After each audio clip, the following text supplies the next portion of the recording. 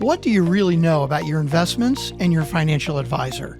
Gary Cinderbrandt, a veteran advisor and founder of Better Path Training, has spent decades helping both financial advisors and their clients get it right when it matters most.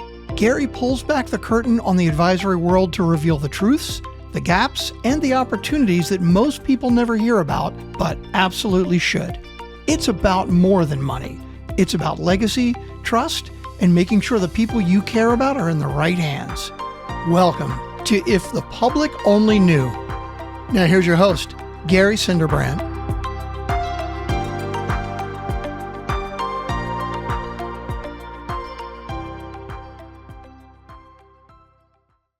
Welcome back to If the Public Only Knew. I'm your host, Gary Cinderbrandt. Today, I'm very pleased to welcome Dr. Chris Fuzie. Chris is an expert in leadership coaching and also a term he refers to as followership. And I think it's particularly timely, Chris, that you're joining us today, because one of the things that I'm most concerned about, as a lot of my listeners know, is this next generation of financial advisors that I think is coming in being ill-prepared, not understanding what their senior advisors went through. And most of these larger firms are depending on the senior advisors to provide the experience and the leadership to be able to turn these younger advisors into longer-term versions of themselves. And we're just not seeing it at this point. So I'd ask you to start with a brief story you shared with me about what happened in your own experience, about going from an advisor that was taking care of your mom and what happened subsequent to that. And then if we can pull that apart a little bit and talk about that as to just that apparent gap in leadership and kind of go from there. So anyway, welcome. Well, thank you. Yeah, it's interesting conversation. So I'm glad we can continue this. Is that, with my mom, she had some money invested, and the financial advisor that was working with her, she kept in contact with him, and he called her and see how she's doing, and she called him, make sure everything's still going okay, and then I, as the executor of her will, when she passed, I talked to this guy. I got to know him before she passed, and I talked to him afterwards, and we had a pretty good relationship until it was time for him to retire. And so he retired, and he introduced me to the new person that was taking over, and I talked to that person maybe 2 or 3 times, and then nothing.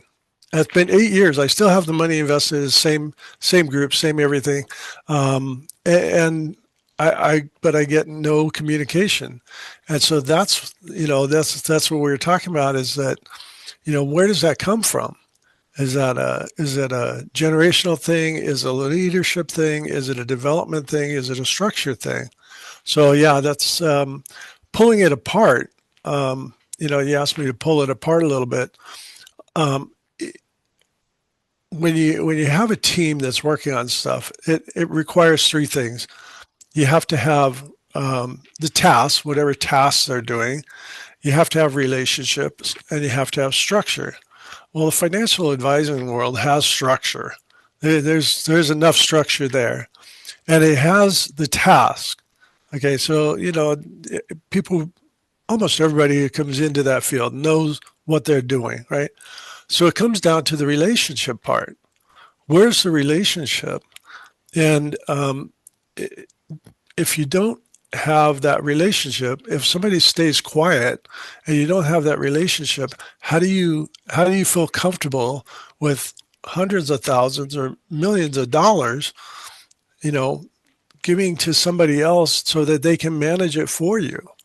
That's really, this it comes down to relationship and trust. So, I look at that from a leadership perspective, and it's the same thing with leadership. Is that with leadership, there's bases of power. You have reward power, punishment power. You have expert power. You have positional power.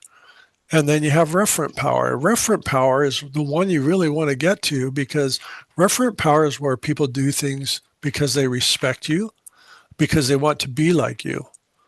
But if you don't talk to me, how am I going to even know if I respect you? Right? So we have to build that kind of relationship in order to be a referent leader or a servant leader kind of thing. If you're entrusting me with millions of dollars, and and I want to do a good job for you, and that's how I make my money is by doing a good job for you. I want to make sure I keep you happy, and that's that servant leadership kind of mindset. But we have to build that respect, and you can't build that respect if you don't know the person. So it comes back to relationships. So you bring up so many different points. Let's go back to your own personal experience here.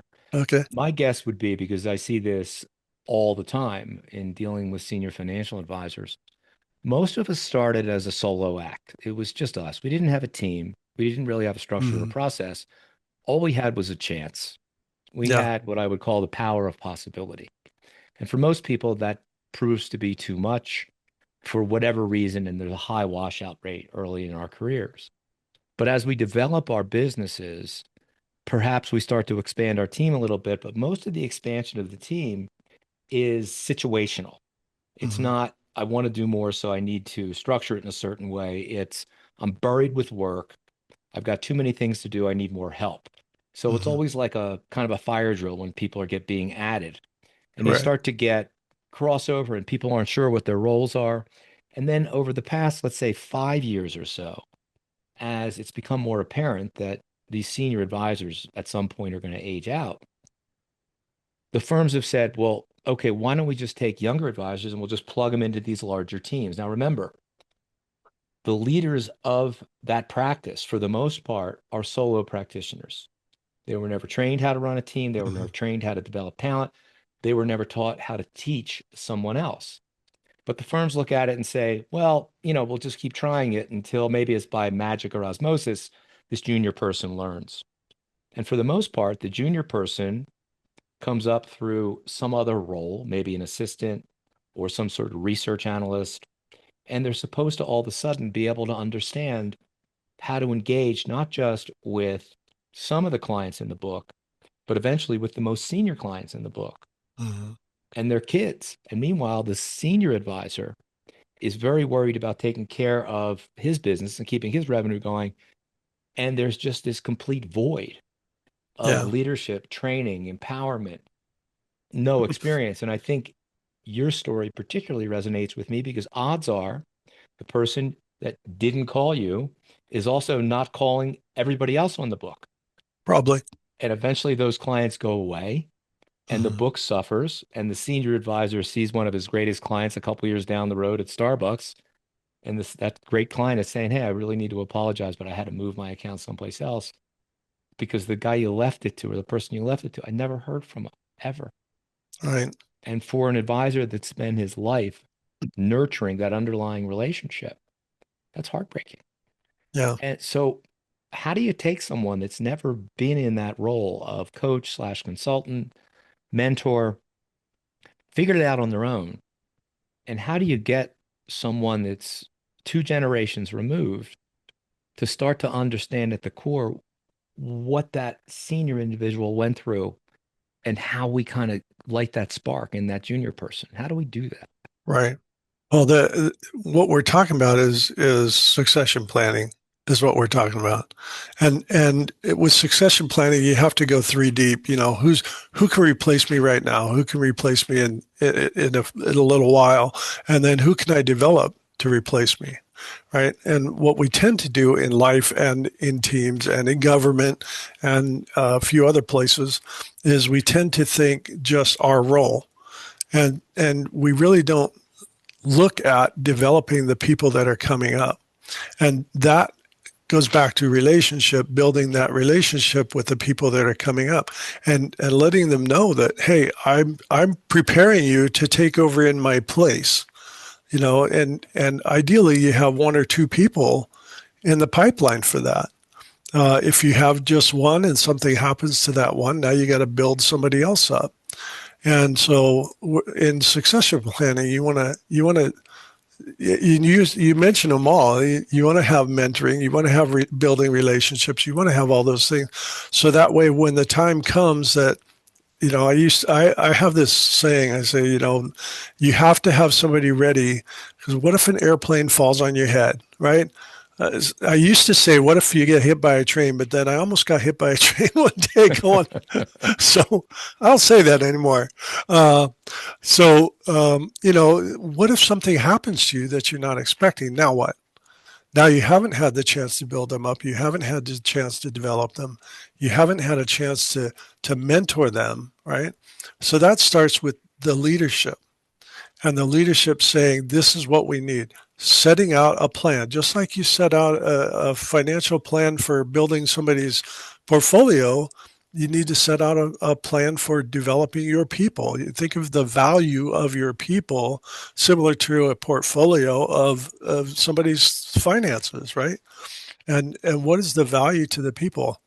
The other thing I think is that we haven't leadership still focuses on the leader and not the followers, and we need to start building the relationships and understanding the tasks and building those tasks and creating the behaviors that we can repeat.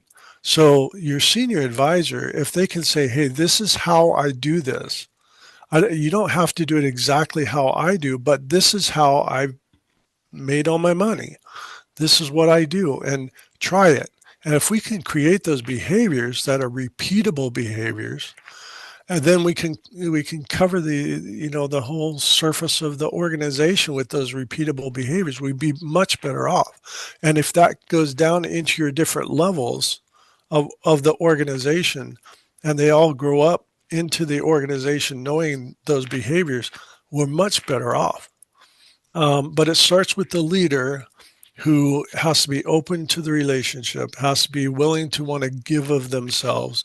One of the problems with leaders is that a lot of great leaders, you don't hear about them because they're quietly doing what they're going to do.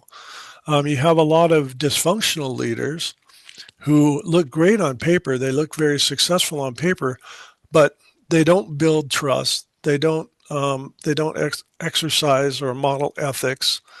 They don't develop others. That's what's happening with this gap.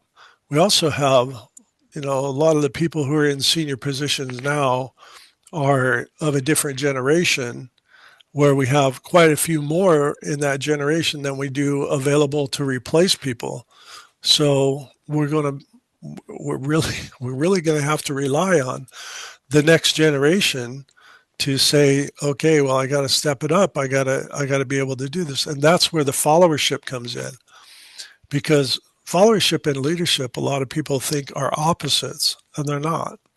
They are, the followers and the leaders are going the same direction. They're looking for the same goals. They're trying to achieve the same outcomes for the organization. And so they're not opposites. They're not working against you. They're not going the other direction. And so we need to realize that leaders and followers can co-create, co-develop the next phase. What's going to happen? And a lot of that's where leadership is headed right now. Is that in the last International Leadership Association conference, they took a survey towards the end about what are some things that we need to focus on with leadership, and the biggest response was followership. And that's where we've been looking at followership. And followership, it comes down to behaviors. If we can build those behaviors and define what the behaviors are that you need in the organization, then you can develop somebody. But that person needs to understand that you're trying to develop them to make them better. So that way the leader, the senior advisor, can create another plan, not they can create a plan, an exit strategy for them. You can't, well, you're just going to walk out. We're not going to just walk out. You want to have somebody build that up so you can keep your retirement. You can keep, getting some payback from all of your hard work for 40 years, right? It's Yeah. amazing. 75% of advisors over the age of 60 have no Mhm. succession plan in place at all. None. I Yeah. don't know what they think, but they just think it's all going to work out. They don't even have someone on an emergent level. If they do have an airplane hit them in the head, Right. they don't have anyone designated, or which leaves their families unprotected because the firms want to keep the assets.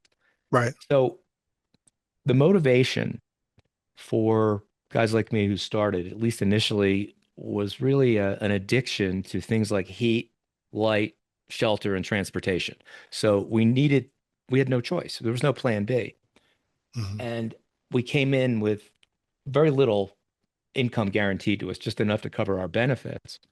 What's happening now, and I think it's almost demotivating, is that this next generation of advisors might come in and join a senior advisor who, let's say, is managing a $500 million.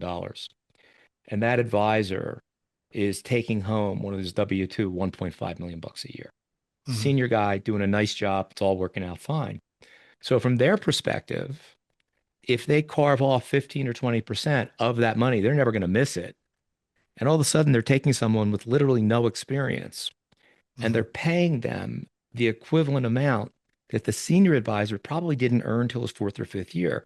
And they're Right. doing it for someone who just started. They've been in business since lunch. It's Yeah. almost demotivating. And what gets me crazed is when I'm talking to each of these team members and the senior advisor tells me that um, they're having a great year and they're going to increase the compensation to their junior advisor. My first question is, detail for me exactly what they did that contributed to you being Right. able to go out and do what you did. And the Right. answer is, well, they ran some research reports. They prepared a presentation for me. To me, you can hire someone to do that, not give them a piece of equity. And it's Mhm. almost, Chris, demotivating to that younger person because they're just looking at it saying, as soon as a senior advisor either gets hit by the airplane or retires, I'm going to be making $1 million a year. So there's almost no urgency Mhm. because of the compensation structure. Right. And my attitude is that if that's the role you're going to be in, you have to find some way to emulate that growth curve, that experience, that feeling of if I don't get up and make it happen every day, I might not be here tomorrow. Yeah. So how do we square that up a little bit? How do we round that square, if you will, Yeah. and find that motivational factor that's totally different for what it was for guys like me versus these newer guys coming in? Right. So one of the things about motivation is motivation can actually be measured. You can do it as a multiplication problem, expectancy versus instrumentality versus balance. All of those things, if you put those in a multiplication factor, you can work it out mathematically. But then you have, especially with money and benefits and that kind of stuff, people do this thing that's called Adam's equity theory. You compare yourself to other people. And so in Adam's equity theory, you compare yourself to your inputs and your outcomes. I've worked really hard for, you know, 40 years myself. I worked really hard and, here I am. I'm about ready to retire and be on my own myself. And, I've got a good lifestyle. I'm not going to worry about my retirement. I'm going to be okay. I'm still going to mooch off my kids, but, uh, so, um, but with Adam's equity theory, we also compare ourselves to others. And so, okay, so my inputs and my outcomes and your inputs and your outcomes. So what are those differences, right? Um, and then we have a third one, and that's where we have a comparison to other. So if we have somebody else that we're comparing ourselves to, and we can't match what they're doing, we tend to create either anger or guilt. And if we create anger or guilt, there's 7 ways that we tend to make it more equitable for us. But the thing is, and I won't go through the 7. There's a few ways there, but the thing about it is that when it comes to money, let's say you and I are doing the same job, right? We're we're in the same firm, we're working the same job. You do 100%, 100% of the time.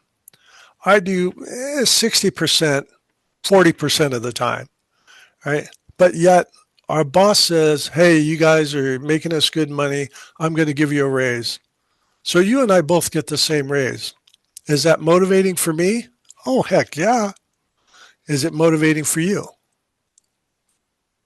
Probably not as much. How come? There's an asymmetry in recognition and compensation. Right. So you're doing Adam's equity theory. You're looking at your inputs, your outcomes versus my inputs, my outcome. 60% of the work, 40% of the time, and I get the same raise as you get. That's not Yeah. motivating. That's a demotivator for you. It's motivating for me. I'm happy because it motivates me to continue to not do a good job. But it demotivates you. And then you go through those things. You either alter your inputs, you alter the outcomes, you have some psychological distortion, or you act on the person of comparison. There's a couple others that go on there. And so that leadership part that we need to recognize that we're not really motivating people if we're giving them everything they got, if we're giving them everything. We had that. I teach part-time for a community college here, and our community college went to this, zero fees, everything's free. And we had students coming to class that they were there maybe one or two times and then they're gone. Right. And then at the end of the semester, they go, hey, how come I didn't get a grade? How come I didn't get an A? Well, I never saw you. You never came to class. You never turned in your work. Well, it's free, so I figured that we would just get the grade. No. And we had more students that were dropping classes and not doing things. And the enrollment also didn't go as well because people were leaving. So if there's no investment, there's no value return, right? I mean, you guys are dealing with investments and wanting to get your return on your investment. What's the ROI? I mean, I hear that all the time, right? And believe me, I could never do your job. I just know that, right? But if it's the same with people, what is the value of the people that you're working with? And how do we invest in those people to get the return on investment with those people? That's through relationships. And that's the relational part. That's why I think it comes down to relationships. Because if you can build a good relationship with somebody and they value your input, now you're going to become that referent leader. So when we talk about French and Raven's 5 different types of leadership, a referent leader, they do things because you do things for somebody because you respect them. You want to be like them. You appreciate them. And then the leader will do things for you for the same reason. They value you. They value your input. And that's where we need to have that relationship in our succession planning. We really need to build that succession plan, identify somebody early that you can build up through a mentoring program, and it doesn't have to be formal mentoring. Build somebody up with mentoring, developing that person. And then that's where the value comes in for that person and the return on investment. I'm going to ask a silly question. You have kids? Yes. Okay. Did you spend time raising your kids? Yes. Absolutely. And what's the value of your kids now? Right? Infinite. Right. Incalculable. Right. We do that with our children. We do that with our families. We should be doing that with not to the same extent, obviously. We should be doing that with our employees, with our organization. And if your organization, if you're a solopreneur, I am, and if we're a solopreneur, you have to either decide this is going to end, or if you want it to continue, how do I make it continue? And if you say, I want to make it continue, you need to be building a succession plan and an exit strategy. One of the things that I get involved with, and sometimes I get called in and it's not a situation I can fix, I almost have to break it to fix it, is that the senior advisor has brought someone on board that they kind of like. and they're working in a subservient role, if you will, kind of as a loyal minion, helping them with various administrative tasks that aren't necessarily client facing. And then when it comes down to the junior person beginning to assume, or at some point assume, what we call primary point of contact Mm-hmm. in certain relationships, a lot of senior advisors are extremely hesitant to allow any of their clients, even ones they don't talk to go to the Mm-hmm. junior person. Mm-hmm. And that junior person just kind of floats a little bit. They're making enough money not to leave, but they're not really learning. And at some Yeah. point, the junior advisor maybe didn't have the motivation to be a single person entrepreneur, a solopreneur, as you say, uh, ever. And meanwhile, that senior advisor's locked in with that person. And we know when that junior advisor succeeds, the senior guy, that book is just going to scatter in the next couple of years. Yeah. So you brought up an interesting point before, and it has to do with really evaluating the characteristics that a senior advisor would be looking for in Mm-hmm. someone that's junior. And instead of getting married right away, because you have to have a formal partnership to do this junior to senior, senior to junior pass off, my guidance has been, why don't we see two or three possible candidates?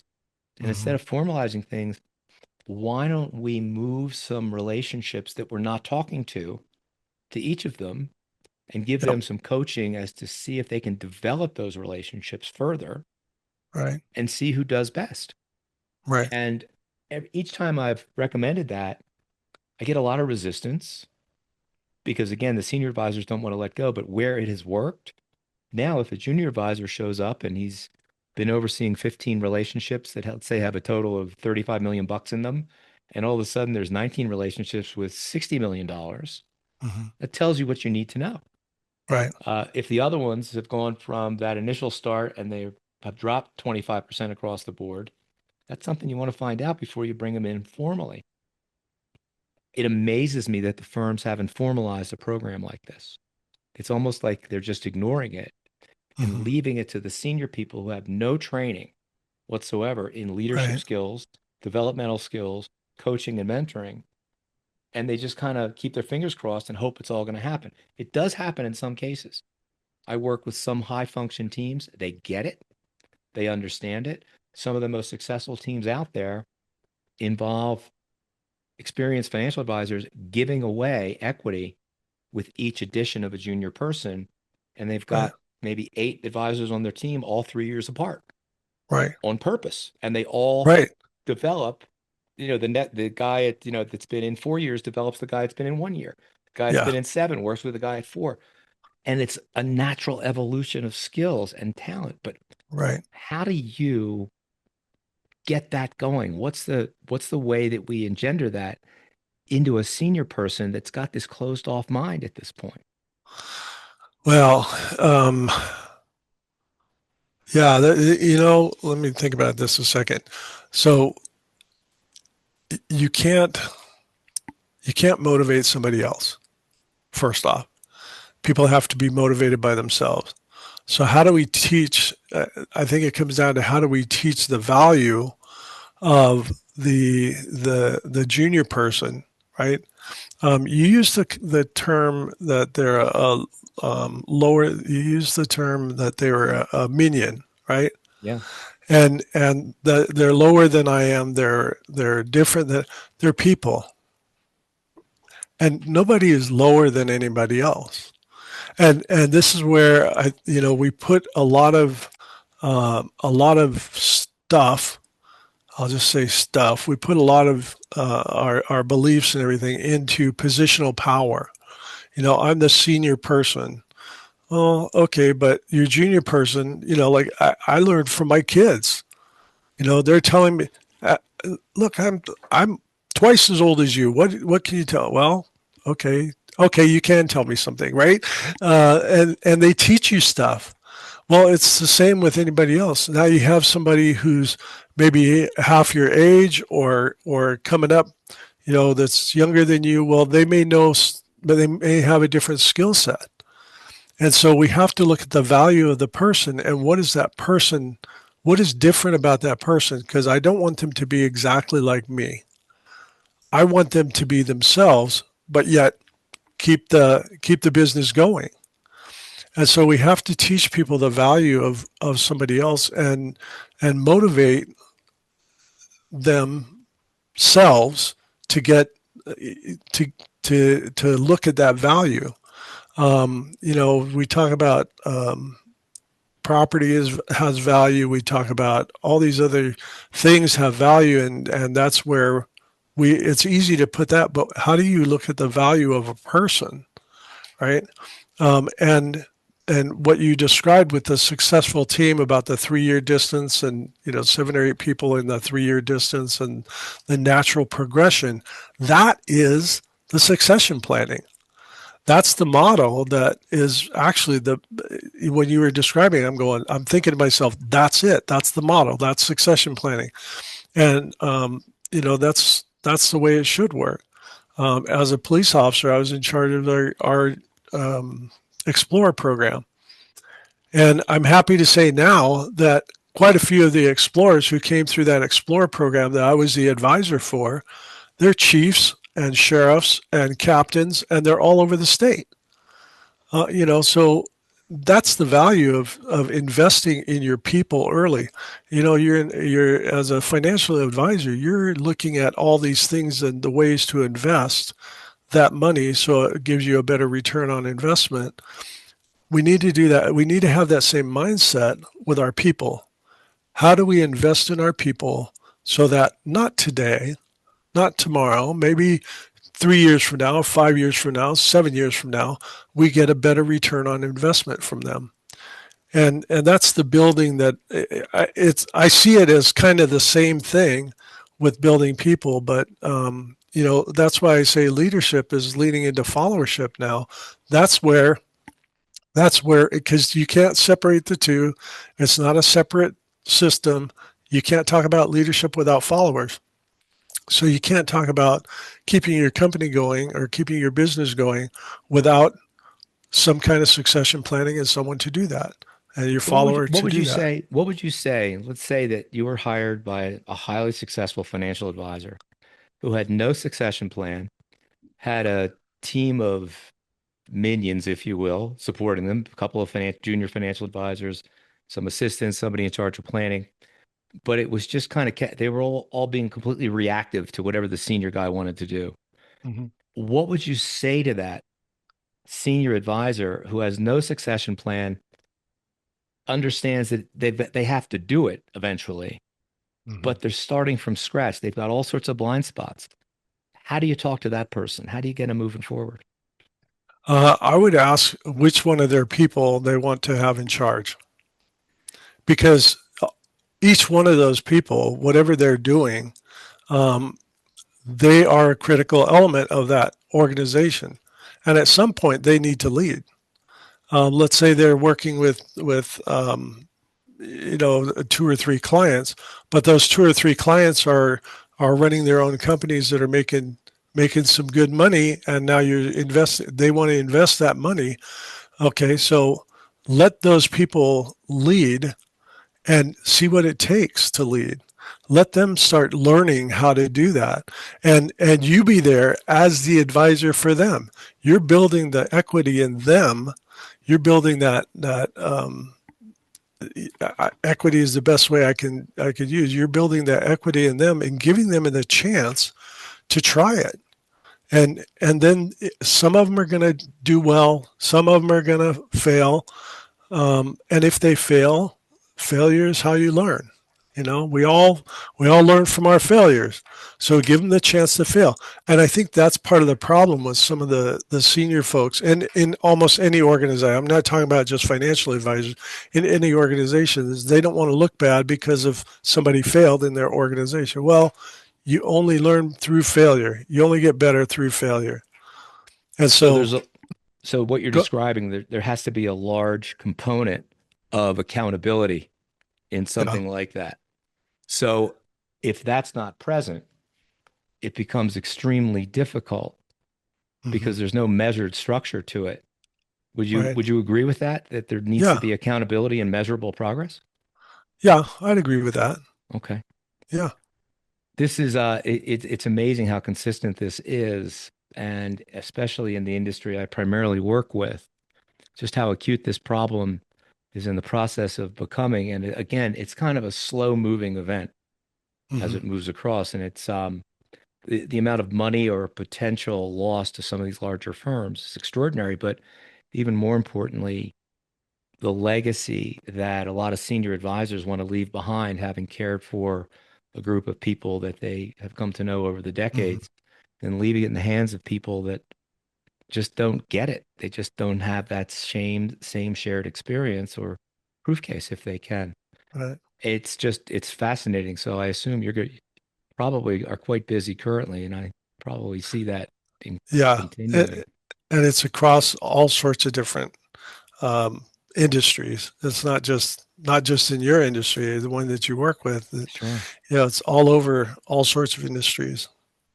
How do And people that's where find out more about you if they're interested in learning more about you and retaining you and uh, my accessing your website wisdom? my website is www.cmfleadership.com. Okay. And I'm on LinkedIn. I'm on Facebook. I don't look at Facebook as much as I do LinkedIn. I'm on LinkedIn. I'm on X, Okay. whatever that one. So I can't keep up with all the social I stuff. understand. Yeah, so I'm on there. You can also, I have a couple behavior-based books that talk about how to deal with behavior, and those are on Amazon. Great. So you just look up Chris Fuzie books, and it's there. I'll make sure we put all those links in our podcast when we publish it. Chris, I really want to Perfect. thank you for joining. It's really a fascinating discussion. It's so topical, I think, across the board. And I don't know if there's any solution to it, but doing nothing is certainly not the appropriate way to look at this. Absolutely. Yeah. Putting the head in the sand is not going to work. Not So we have to anymore. do something, and we might fail, and Okay. we might, but let's try again. Yeah. So Thanks, thank you very Chris. much for having me. I appreciate it. Really a pleasure.